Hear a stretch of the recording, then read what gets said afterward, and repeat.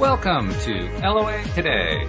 I'm Walt Eason here with Louis D'Souza. Today is Monday, June the 22nd, 2020. It's 4 p.m. New York time, and wherever you are in the world, thank you for joining us for another episode of LOA Today, your daily dose of happy. And I'm hoping this is actually picking up because my screen just froze on the YouTube. So I'm not sure if this is live streaming or not, but that's okay. If it's not, we'll have to upload the file later on. If it is, then welcome. We just don't really know for sure. But in the meantime, I have a little sad news to pass along. My sister-in-law, Ioana, has decided that she needs to be devoting her time that she would normally devote to doing this particular show with us to other pursuits. She did have a death in the family that has kind of colored her thinking a bit too. But we obviously wish her well. I do know what one of those pursuits is. She is in the process of researching to write a book, which she was telling us about. And I know that's going to be a big part of what she does going forward. But she actually has now tied a record with Joel Elston for having come onto the show and left the show twice. This is one of those dubious records. But that's all right. You know, that happens. Co-hosts have come and gone. This is not an unusual thing. And like I said, we wish her well. And Louis, I mean, you're going to have to step up your game now because you were able to take a break 2/3 of the time. Now you got to actually talk more. I don't know. Can you handle it? I don't know. I was getting used to having somebody else challenge me and talk about different subjects, etc. I was really enjoying it. Yeah. Any listener who's up to the challenge? Yeah. Well, that's actually a great point because you hold the record for being the only listener who came up and said, "I want to be on the show," and you did. Yeah, I'm really surprised others haven't. But yeah, no. But it was not entirely supposed true. To be. Josie actually came on one time because she wanted to read some of her poetry to us, so that was kind of an exception to that rule. But nobody's wanted to come on as a regular, every week to do the show. And quite honestly, it's not difficult to understand proposition because, I mean, there's a time commitment involved and you're kind of putting yourself out there into the world and you have to kind of be something of an expert in order to do a podcast like this. So, and that can be challenging. I don't care how far you've advanced, it's a bit of a challenge. I remember what it was like when I first started the podcast. I felt like a fraud, to be perfectly honest. I really didn't feel like I was qualified to do the show because I was still learning. I think everybody who's starting a new job feels that way. Probably, yeah. That's probably true. Because we learn on the job, don't we? We certainly do, yeah. And I have learned a ton. I mean, I've repeated that mantra many times here on the show, but I'm just so grateful to all the people who have, like you, come on to do the co-hosting with me. And really, I've learned so much from you and from everybody else. So I got to thank all of you. It's been great. Yeah, we got to thank you for hosting it and having it. Oh, my pleasure. It's amazing. And Ioana was certainly on that list because I learned from her too. Both times that she was on, it's been great. It's been really good. I completely agree there. I've learned so much from Ioana about what the science community now understands and believes, and it's given me a far greater respect for the science community for where they are because I didn't realize they were that far. Yeah, right. Exactly. I was immensely impressed as to different aspects of where they're looking from now and what they're seeing. I mean, not all scientists are agreeing with these probably leading edge scientists, but, and we often label science in the confines of where they used to be, not where they necessarily are at the moment. So sure. Well, that's because that's what most of us see. When you're looking at the bleeding edge, that's not something that the newscasters talk about very much. They're talking about the stuff that's been going on for 30 years. Mm-hmm. So yeah, we're not going to get that kind of news in most cases. But I agree with you. It's been exciting. It's been fun to hear. And some of it was not new to me because she and I had talked about this the last time that she'd been on for her course. But even now, there was still some new stuff. And it also inspired me to bring on other people from the science community. I had somebody on in early to mid-May who is a researcher at the University of Maryland into placebo and nocebo research. And she's actually in the midst of conducting a study of placebo and nocebo in regard to the COVID outbreak, which I thought, really cool. Now, of course, the unfortunate part is because she's in the middle of doing the study, she couldn't talk about the study at all. and really that's what I wanted to hear about, but I knew that she couldn't do that.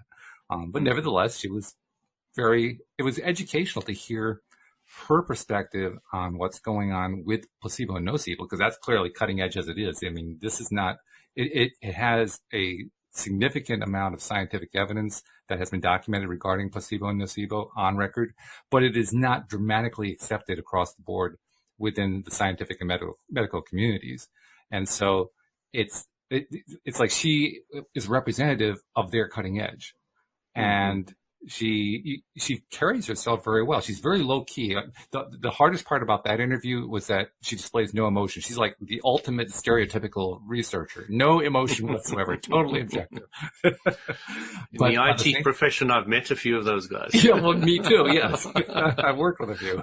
I think I actually was one at one point. But yeah, exactly. we relate. Yes, no doubt about it. But it was cool because just in the way she would talk about things, just the way she would phrase certain answers. And of course, she had to be very general about what she was saying. But you could tell, on the one hand, she's straddling a line. On the one hand, she is supportive of mainstream medicine, mainstream scientific research. On the other hand, she is very inquisitive and intuitive in the sense that she won't tell you something that she doesn't know factually with a strong backload of evidence to support it, but you could tell she thinks in a certain way. So, for instance, I was never able to get her off of beyond the idea that you can use placebo as anything but painkiller, because that's how far the research has progressed. It hasn't progressed. Oh, right. From that, But you could tell from her answer, she was always it's not a big stretch in the imagination to take it further, is it? Well, not from our perspective, no. But from a science perspective, wow, yeah. I would not have thought that. Well, it's because they have such a strong pressure within their community to document everything with evidence. You constantly are taking measurements. You're constantly documenting those measurements, and then you're looking for trends that, converge the evidence together, and that's how you draw your conclusions. And then Einstein said everything is relative, so it's really tricky. No kidding. Yeah. Yeah. So yeah, I agree. It's fun to hear what's happening, and I've already told her I want to have her back when she completes her study, because I have made no secret of the fact that I believe that COVID is largely driven by human belief, and I've played that up considerably here on the show, which is it's something that my co-host would certainly be sympathetic to, and probably our listenership. It's not something that the vast majority of people around the world are going to be sympathetic to in the midst of a pandemic, particularly. Well, it boils down to the philosophy that you create your reality, or you only create part of your reality, which is what most people believe. Yeah. Yeah. Yeah. So, more than that, though, when you're in the midst of a crisis situation where people feel like their lives are endangered, or at the very least their health is endangered, that's when, if they're not already on board with the idea that we are completely in charge with our health, that's when they're going to be really, really the most resistant. They're going to display the most resistance to anyone who suggests otherwise from what the medical mainstream establishment suggests and says this is what's really going on. I'm seeing it here in the U.S. just in terms of, I'm a big survey person. I like looking at studies and polls and so forth. And one of the polling numbers that consistently comes up, 75 to 80% of Americans are very strongly behind what the medical community says we should be doing regarding COVID. I mean, it's almost lockstep. That's not quite lockstep. 1 out of 5 is not totally on board, but that's pretty darn close. So combine that with the emotional side of it. It's no wonder that you would get pushback if you came along and said, well, this is all driven by placebo and nocebo. You get people looking at you like, well, you should be social distancing and wearing masks. I don't know what the hell you're talking about. Well, it's quite interesting because I think the British government is saying, and now this is hearsay because I don't listen to the news personally, so I won't say Boris Johnson said, but somebody said Boris Johnson said that we can't lock down the country again if this happens again. Yeah, that is a very typical conservative viewpoint that's being expressed. It's expressed here in the U.S. It's being expressed in Britain. It's being expressed in a number of different countries around the world.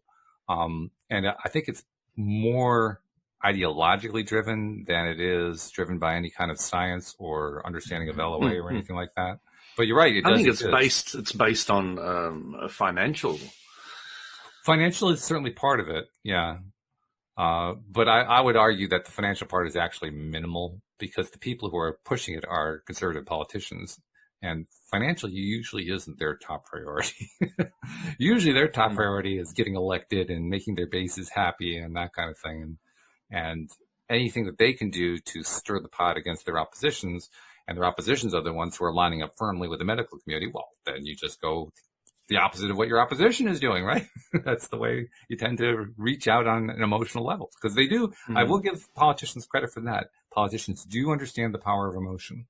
They don't always use it in a way that I would suggest that they could do better on, but they do understand it, and they're particularly effective with negative emotion. They spend a lot of time on it. They're, quite skilled at it.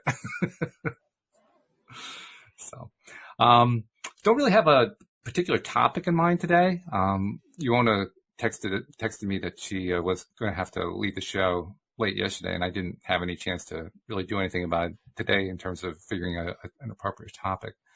But I think kind of in general, I like the idea of exploring kind of what we're talking about here. How does what's going on and what we talk about and teach diverge? How does it merge? And what do we do about that? I mean, we've talked quite a bit in the past about, how to deal with the stresses that are involved and how to understand, why people are reacting the ways they do and how to shield yourself from negative stuff going on and all that kind of thing. But we haven't really talked a whole lot about the dynamic of the belief systems themselves, because there are different belief systems at play here. I would say dramatically different, considering where I'll call them LOA circles are at, and where mainstream global Earth, where mainstream Earth is at. If there is such a thing as mainstream Earth, I mean, it's not like there's just one way of thinking on Earth. There are lots of ways of thinking, but there's sort of an overall tendency, I think, to kind of be interested in what it is we talk about. It's kind of like an interesting parlor conversation, but nothing you want to take in, anything that's real and important. I think that's the perspective right now. So those of us who are talking about it here on the show and who deal with it in our everyday lives. I mean, you see this question a lot on the boards on the social media. I have a family member who doesn't believe any of this. I'm going to use Chief Harold Peck, who's been a guest twice on the show. He's a former military guy, a wonderful guy. I'm going to use his phrase. He says, I have a family member who doesn't believe any of this hippie shit.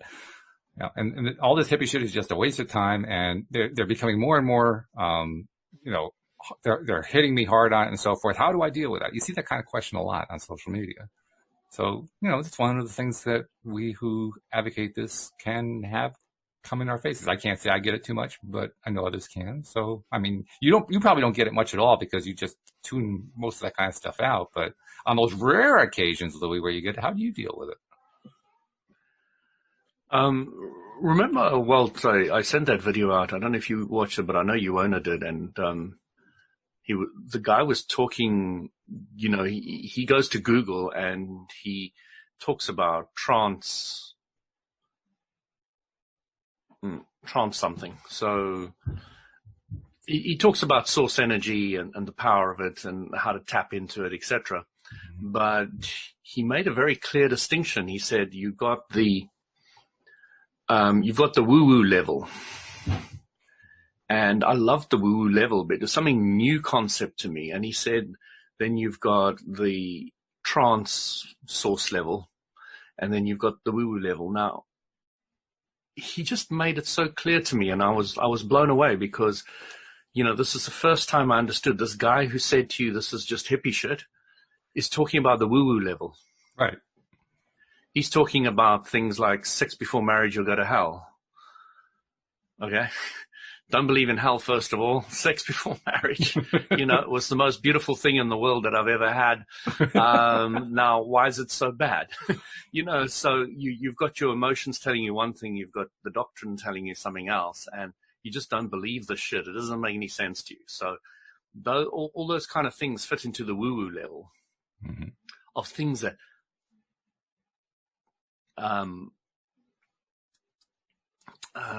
logically and common sensely don't make any sense. Okay, they just BS. So you've got all these things, and there's a lot of people who've got a lot of things that are sitting in that band. And then you've got the source level where you're tapping into source energy. And this source energy, has been proven by, Ioana was pointing out that the scientists have understand that it's far more powerful to meditate than it is to focus on what you want. It's far more powerful to lower the resistance than it is to focus on what you want. So, if you focus versus meditate, let go, let God, and let the source energy flow through, that's far more powerful. And even the scientists are understanding this now. This is what fascinated me with what Ioana was telling me. So to me, that's brilliant that they're starting to understand that. So when I get somebody like that, and what he said, this is another dimension. He said, what happens is most people want to merge the two together, the woo-woo and the trance, the source level. They want to merge them together and say that they're all bad. But they can't anymore because they're now starting to separate the two and make you understand that there is a separation, understand what fits into the woo-woo level and what fits into the clarity of source energy and being able to manifest the things that you want, etc. So once you get that and you got somebody who comes up to you, you need to kind of break it down to them and explain to them what the woo-woo level is, if that's necessary. Explain to them what the trance level is, and then explain to them which way you're going, which way you're thinking, what you're believing. So it all boils down to grabbing or digging in a little bit to the person's belief structure. Beliefs are just thoughts you thought often. So dig into those thoughts that they've thought often. And, to me, it's been very, very, very key and very important to understand very clearly the whole dynamic between an individual has spent their entire life with all their experiences, and they've gone through this experience and that experience, and this experience and that experience has taught them to believe this. Walt is sitting there looking at me with the pinnacle of his understanding and unfoldment in this lifetime. And that needs to be respected. So once you respect that, you're not out to slam him in the face. Right. You're now there to listen to where his perspective is, put your perspective on the table, and let the chips fall where they may. And that level of detachment that is necessary to do that only comes when you fully, clearly understand the big picture and how everything works. Grace is a big practice, I think, because you can understand that big picture at least to some degree and still have trouble with that detachment. And I wouldn't even call it detachment. I would call it more like there isn't a good adjective for it, is there? It's more along the lines of being indifferent to it. It's got no charge. It's got no charge is absolutely accurate. So I was speaking to somebody the other day, and this was a fascinating conversation because there's a lot of race going on. It was a white person, and the individual was saying that, I really don't understand what this whole race thing is about. And they were getting worked up. And it was a white person. And I said to them, why are you getting worked up? There is something underlying in that is what the Black Lives Matter group is trying to get you to look at. Yeah. So it was interesting because the person sat back and said, okay. Why am I getting upset about this? What is it that's digging into me? And, because I've brought up in the middle of apartheid, etc., I've had to revisit the race aspect.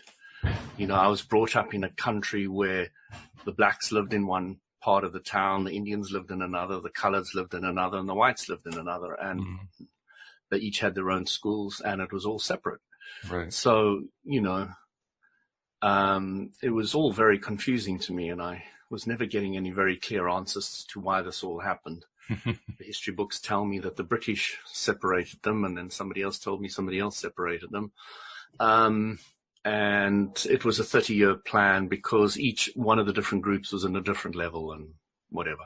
So they tried to educate them on their level and try to bring them all up to the same level after 30 years, abolish it. But yeah, the Boers continued keeping it on, and so everything happened. And then we free a prisoner and make him president. Yeah, it was all very, very interesting. It's fascinating how the whole thing worked. Right. We freed a previous terrorist yes. and made him president. So, South Africa is a fascinating study if you want to understand the whole race thing. But it's really interesting because we need to dig down and see what it is that is affecting us. And you say it's a detachment, and I will say it's not. It comes from a clear understanding of how everybody creates their own reality, how the universe works. And then it's a level of clarity, understanding, acceptance of, this is your belief. You really want to fight for Black Lives Matter, and that's great.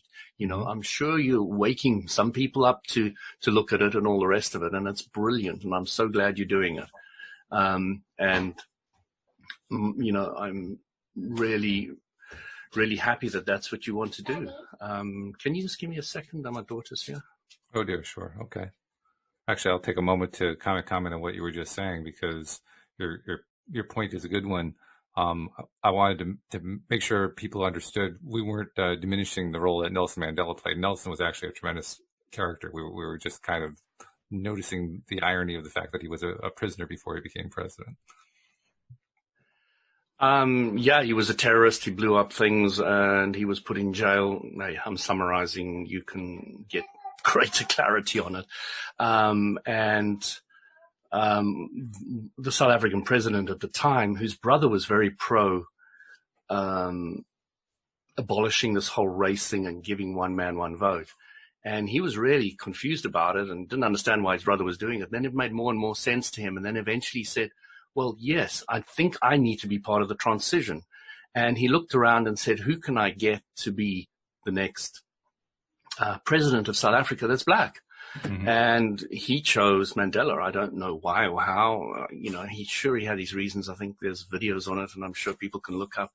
And he went and he got this guy and he sorted everything out and he made him president, And the interesting thing about Mandela... And Mandela is just an amazing character.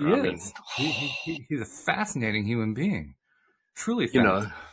I mean, how many people would go through, I don't know how many years he was... Go through all that. Yeah, I mean, that is an island where you had to go break rocks, as like for a living, And did that for decades and came out, first of all, with no hatred for the people who had imprisoned. Exactly. And that was just so impressive. The most unbelievable thing ever. Unbelievable. And he also came out with an understanding of what it was going to take. He came out with a wisdom, which I was blown away with because I was a spiritual individual and I was looking at this guy. It's like, how could he go through that and come out like that? Yeah. And even he was even saying to, when he was retired, etc., he was saying to the ANC that had taken over from him, he was saying, you are now doing to the whites what they were doing to us. Mm-hmm. He had so much wisdom, he could see the whole picture. And I was blown away by him. He was an amazing individual. I was particularly impressed by how firmly he held himself to that wisdom that he had attained, to the point where it actually cost him his marriage. No, absolutely. Because his wife couldn't consider that idea. She couldn't even live with that idea. She was in a different league altogether. Yeah. It just was not something that could work in her world. But he stuck to it at the risk of his marriage. I mean, that is true understanding, true wisdom. You can stick to your beliefs even when it tears your personal life apart. That's whoa. Yeah.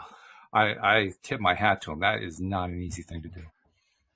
You know, I didn't fully understand all this at the time. It was only afterwards that I came to appreciate the magnitude and clarity of the spiritual aspect of Mandela.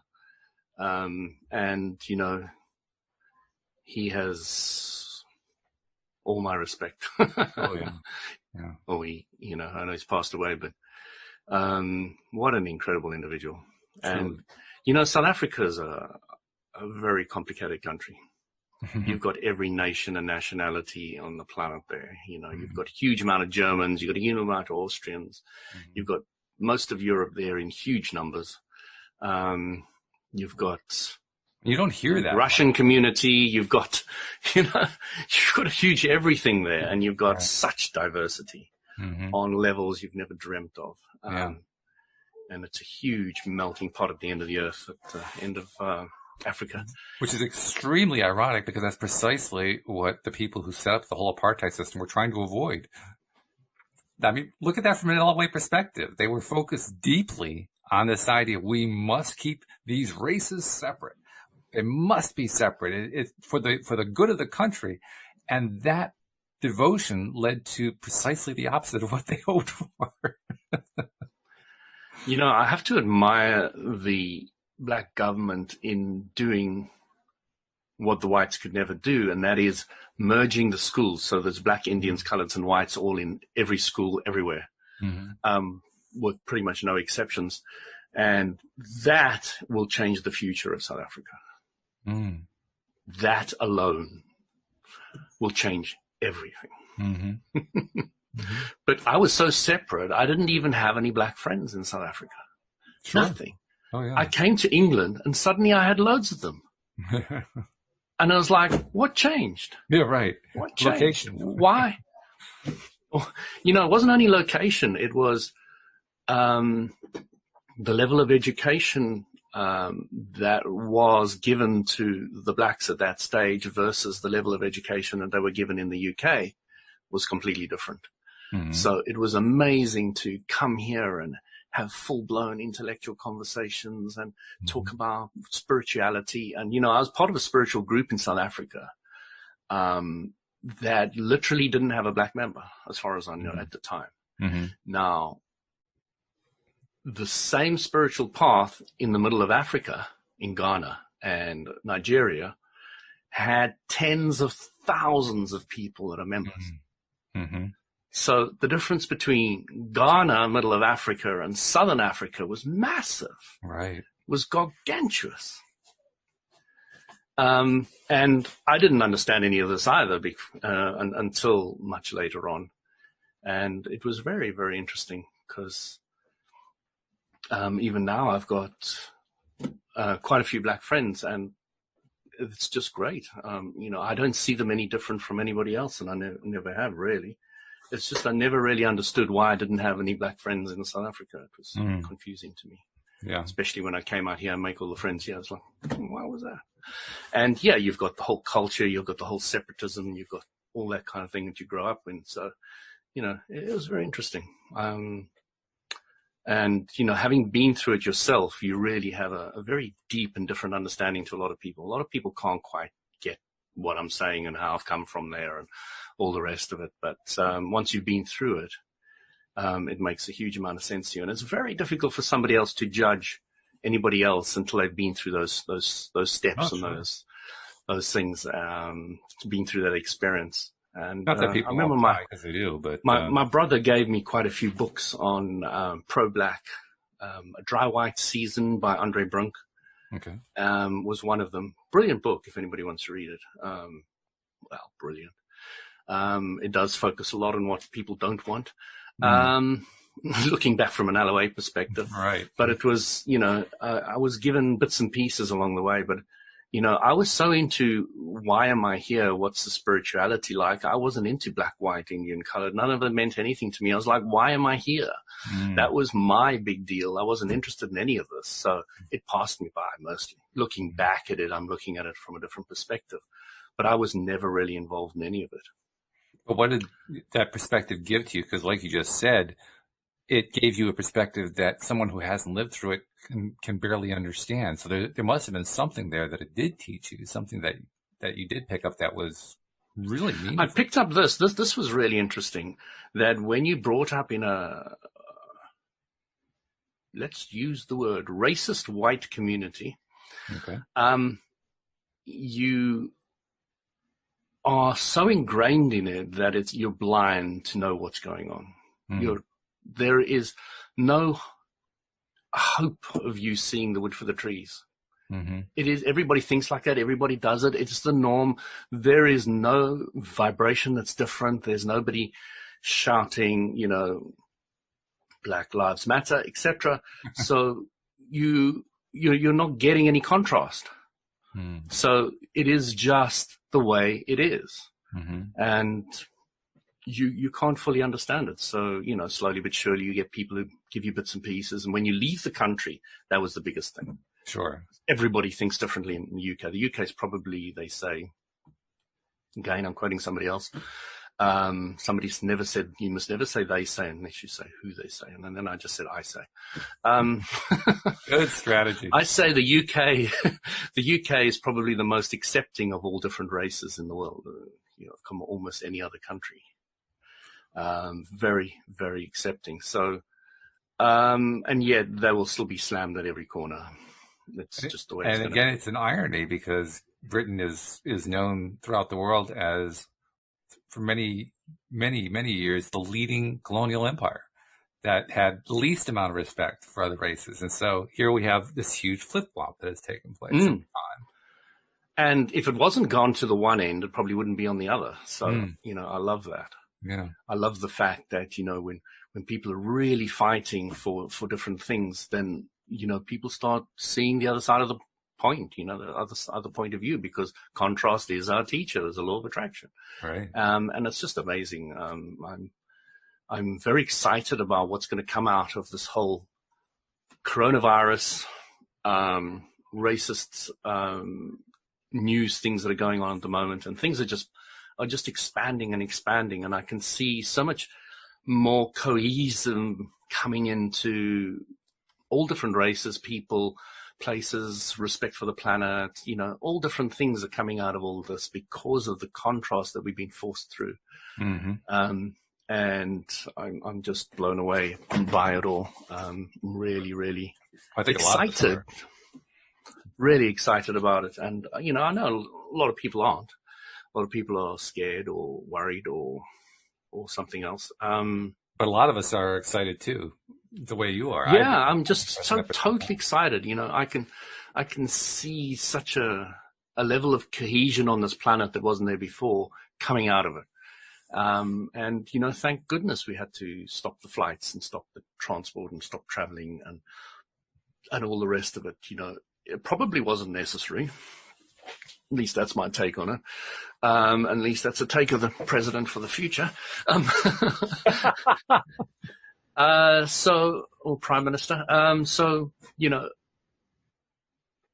We did have the break. We were forced for at least 3 months to sit on our asses and stay at home, most of us. So, it created a huge contrast in a lot of us. A lot of us were saying things like, well, what am I doing at home? What do I do now? How do I educate my kids? All of these things are a lot of new things. The teachers were doing it, somebody else was doing it. Now I have to think about how to do it. I really don't like that job anymore. Right. I'm just glad I'm sitting at home now. Yeah. What else can I do? And then I've got time to think about it. All these things are coming out of all of this, and I'm just so excited, I'm still, this is a relatively small thing compared to all the things that are going out there, but I guess none of them are really small. I'm still amazed. I imagine something similar has happened in the UK as well, but here in the US, the animal shelters have all been emptied out. Literally all of the animals that were ready for adoption, not all of them, nearly all of them have been adopted.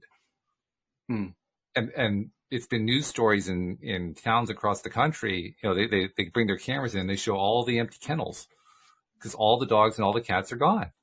They've all been adopted. Why? Because everybody was home. Well, that seems like a good time to get a pet for the family. Who would have expected that? That is fascinating. I hadn't heard that, but that Oh, you sounds hadn't? brilliant. Yeah. Wow. Animals are such an important part of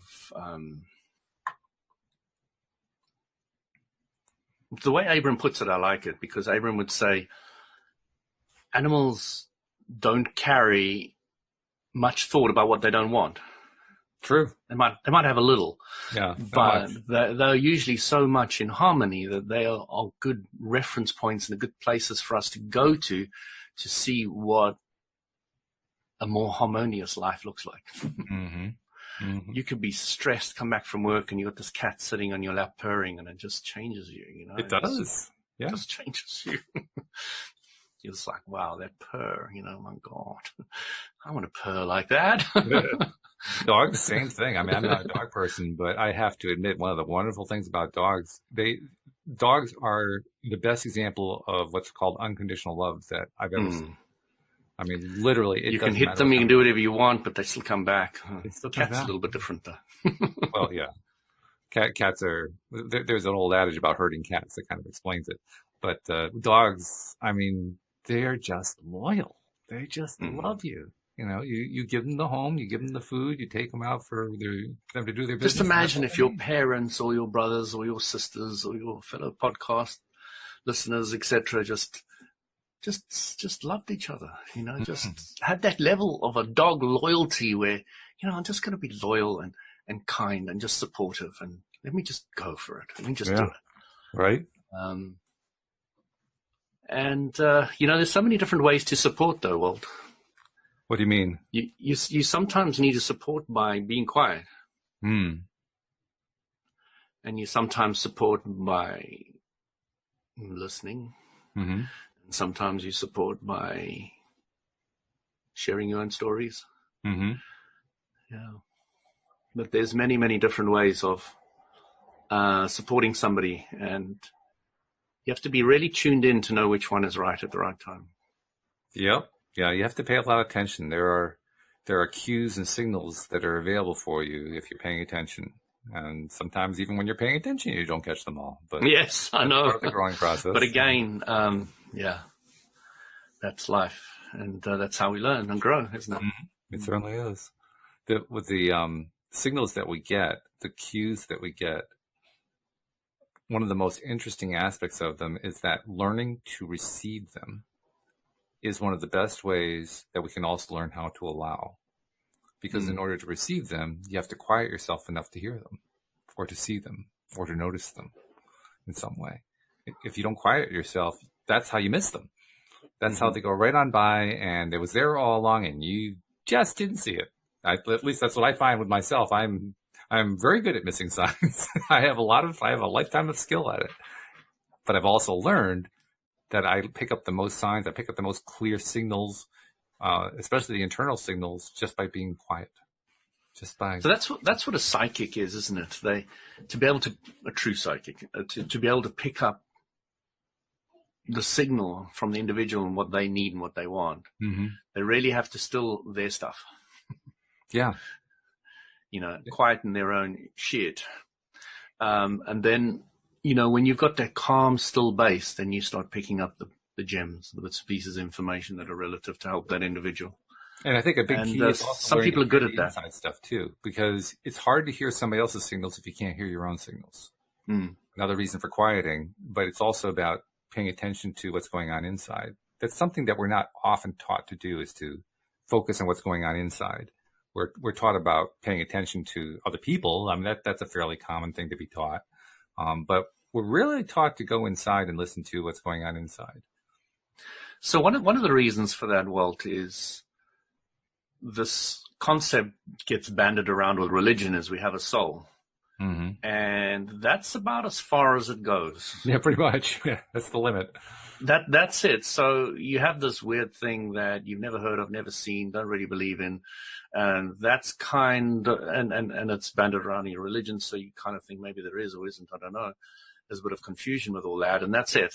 That's the level of it. So what I love about LOA and Abraham Hicks is they've now given you a very clear idea of what your inner self is, how your inner self speaks to you, And once that dialogue starts improving, starts becoming more trusted and respected, you start finding a very, very different dynamic coming out of who you are and how to work.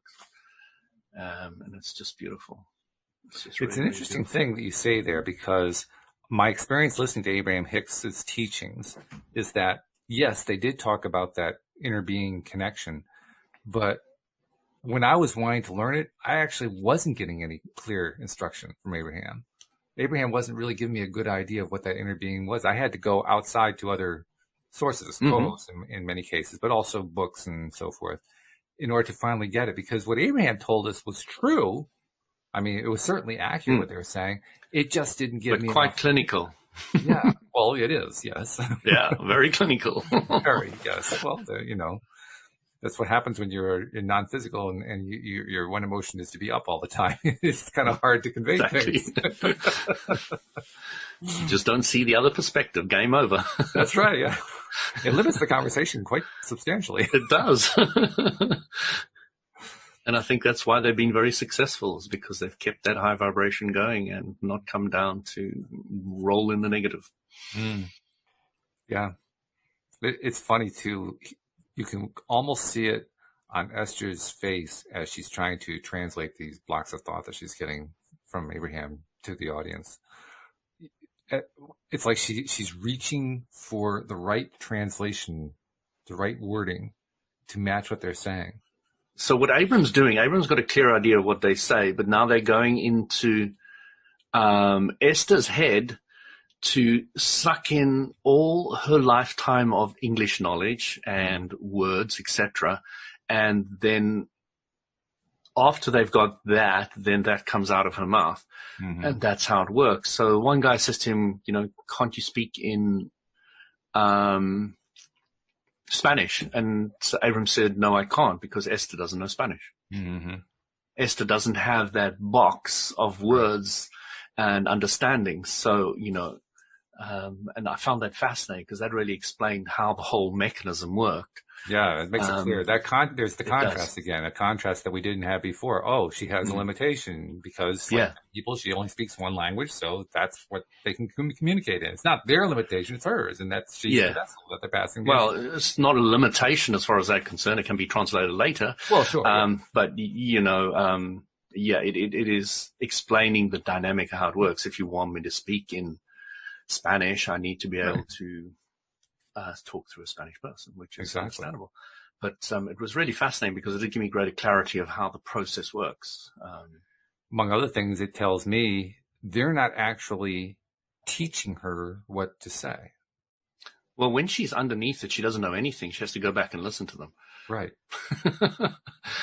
But we could easily infer that she's being taught. I mean, that's where somebody who concludes she's being taught in this respect only, is that she is raising her vibration to a high level and maintaining it. That's her lesson. That's her teaching. Exactly. Oh, yeah. Afterwards, she can take the audio and learn other things from it. Well, I was just thinking about the guy who was asking the question about why can't you teach this in Spanish?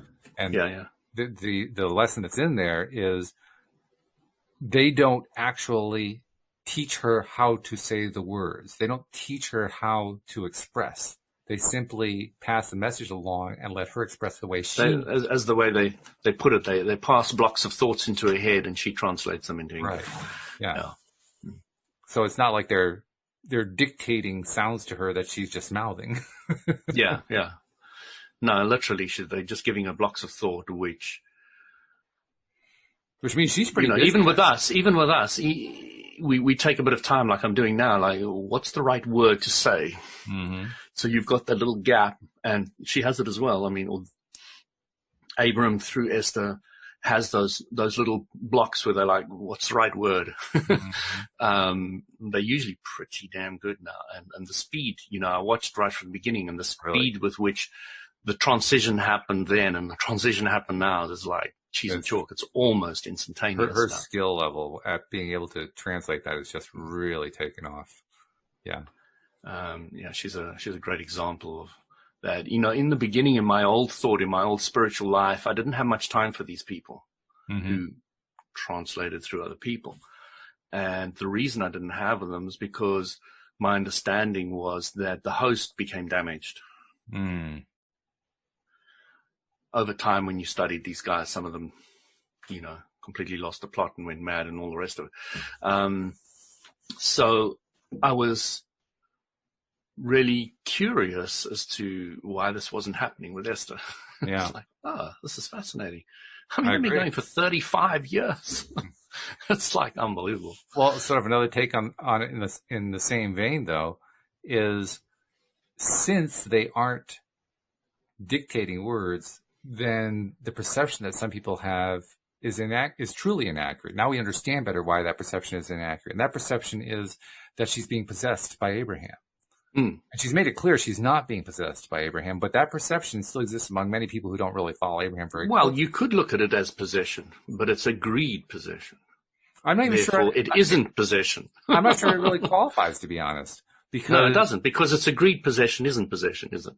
Not really. Well, No. kind of, sort of. But I think even a greed possession is still an inaccurate way of describing it, because the only thing that is passing between them in terms of any kind of control is the information. There is no other.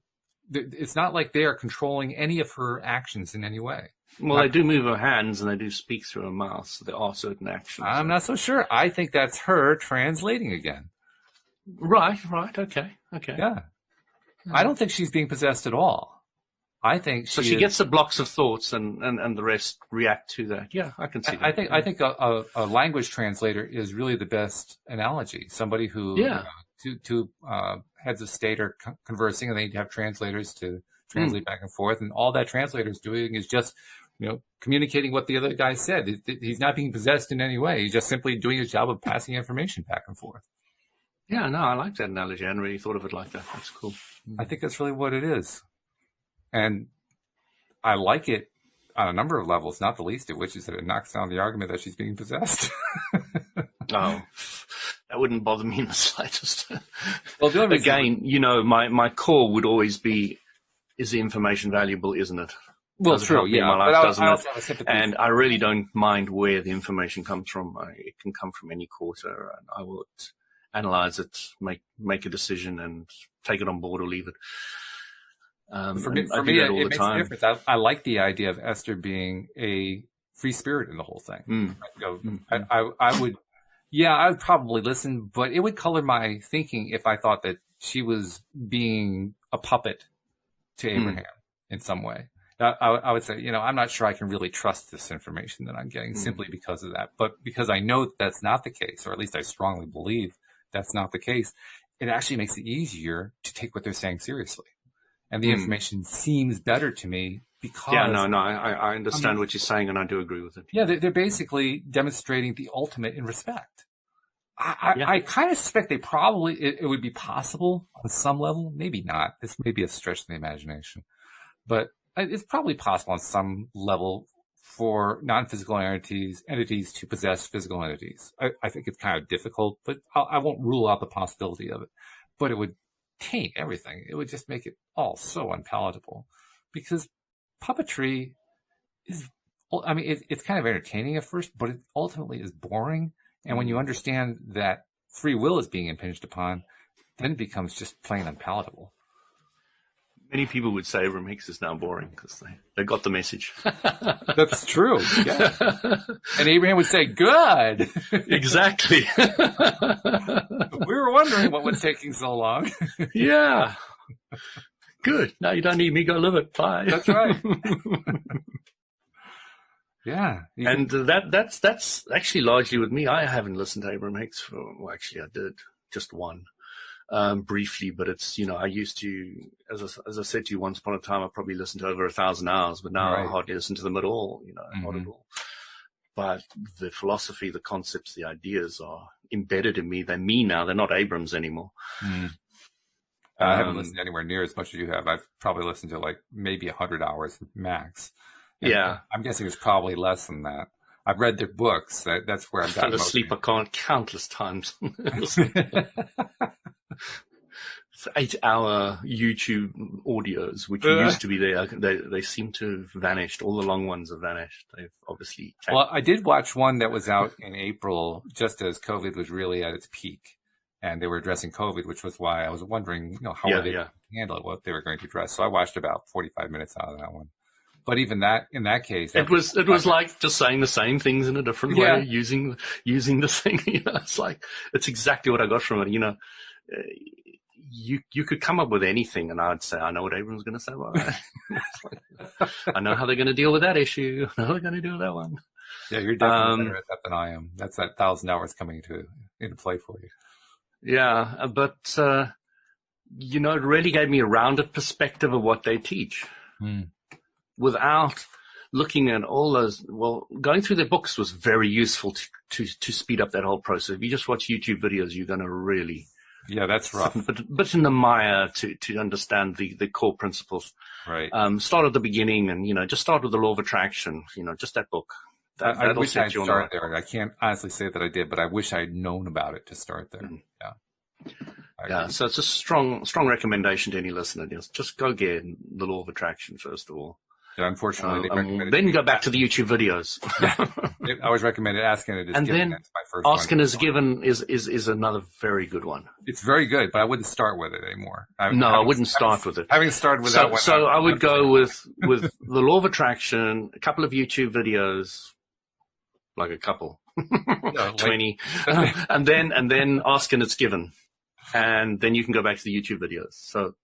Anybody wants my take on how to use Abram? I actually would offer a slightly different take on it. I like that.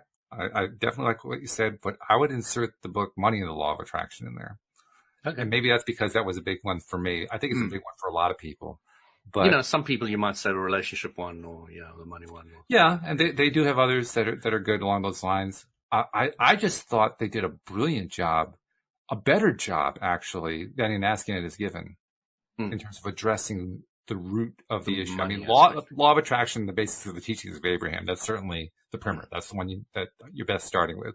But I would do Money and the Law of Attraction second because the clarity. I really didn't like that too much. But is that right?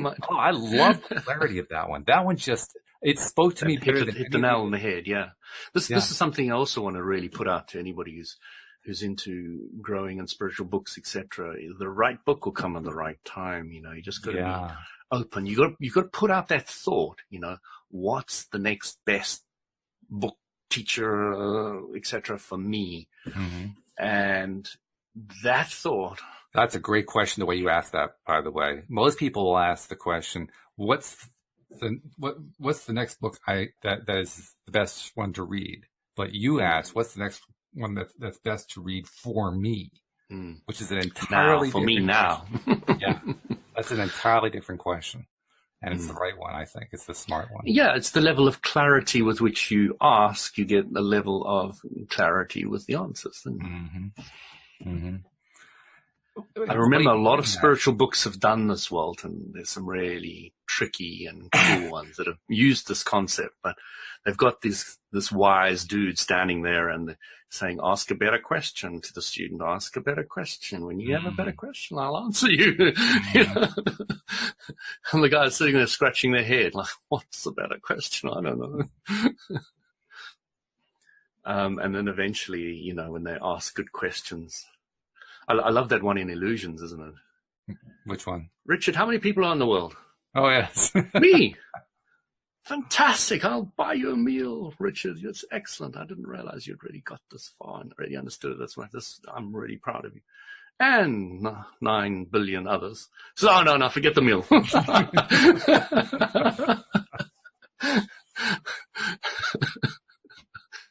I love it. It's just that's classic. That is classic, the way it works. I want to ask you, what does that concept mean to you? Because I have to admit, that was a concept that threw me for the longest time, until I finally was able to come to terms with it. But what does it mean to you when you think about, there's really only one person in the world, that's me? Well, you know me, Walt. I truly, strongly, and clearly believe I create my own reality. And I've proved it to myself so many times, I have no doubt in my mind about it. And I understand that everybody does the same thing. And that's all it means to me. You can create your own reality. Mm-hmm. And you can live in a world that is believing, a large portion is believing something completely different, and you can sit in this corner and have a completely different experience to the rest of the world. You can create your own world in this world. Yeah, that's a good way of saying it. I like that. Because it gets confusing, too, because in the midst of describing how there's only one person in the world, you just made reference to a whole bunch of other people, which sounds almost like a contradiction. But the clarity comes in the understanding that the world is your world. It's the world that you live in, the one that you think in, the one that you create in. Well, it's the one where I agree of who will come into it and who won't, because it's, you know, we live in an attraction-based universe, not an insertion-based universe. When you understand that, you start saying, what am I attracting? Mm-hmm. Oh, I'm attracting that. I don't want that anymore. So I will remove my focus from the media and place it on things that I love and I'm excited about. Mm-hmm. You know, I've got a woodwork shop in my garage now, which I've just created. I've just got the vice grips, and, you know, I go there and I was straightening I've got this little keyboard trolley here, and it was always a little bit skew, and all the rest of it's been bothering me. Now that I've got this table, I've gone there, straightened it perfectly, and I'm just whistling away to myself, and I'm enjoying it, and I'm having so much fun. And outside, other people are doing other things, what they want. They're allowing in what they want. I'm allowing in that. And then I take a few steps away, go to my Jaguar and polish it. And I enjoy that. And it's like, oh, it's such a beautiful car. I really enjoy it. And I'm just focusing on all these things that I love and appreciate. And somebody said to me the other day, well, don't bang or don't damage your Jaguar. You're going to become very upset.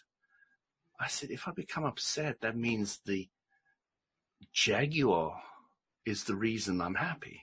And it's not. I'm happy first, and then I got the Jaguar, and I'm happy that I'm able to clean it. And I wipe on, wipe off, you know. I don't know if you ever watched Karate Kid. You might not have done it. So wax on, wax off. Wax off. Yeah, that's what I'm doing. You know, I'm thinking, hey, this is good for martial arts. I'm into Kung Fu. I've done 7 years Kung Fu. I'm training my daughter Kung Fu. So, you know, I'm just in my world. I'm living my stuff. I'm having fun.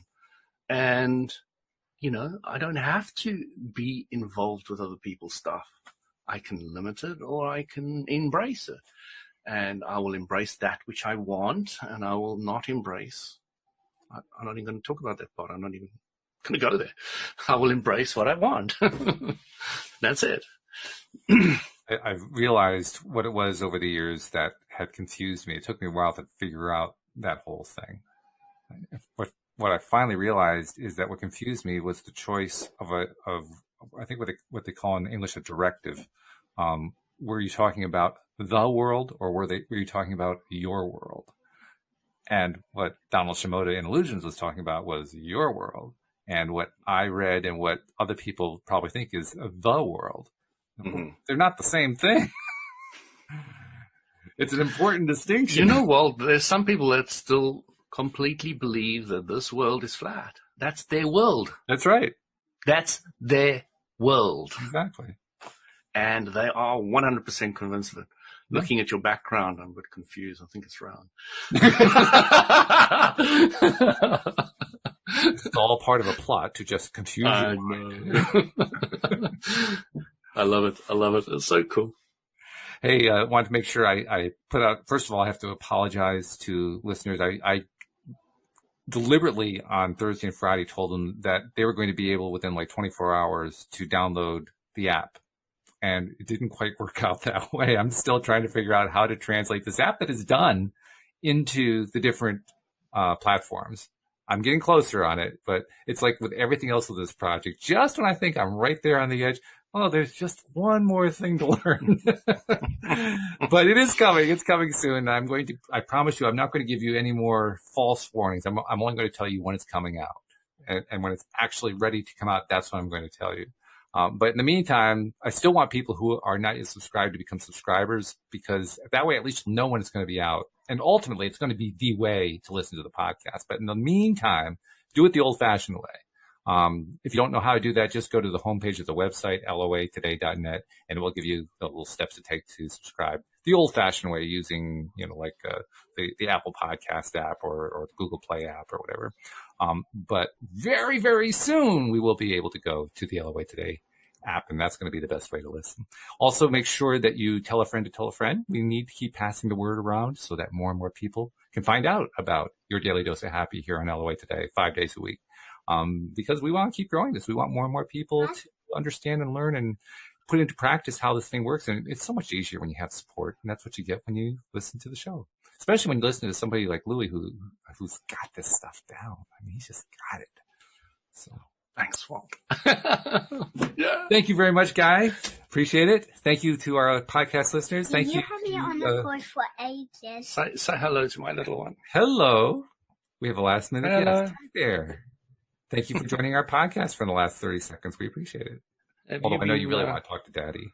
But so we'll let her get to that. But thank you, guys. Thank you very much. We'll see you all next time here on LOA Today. Goodbye. Cheers, everyone. Take care.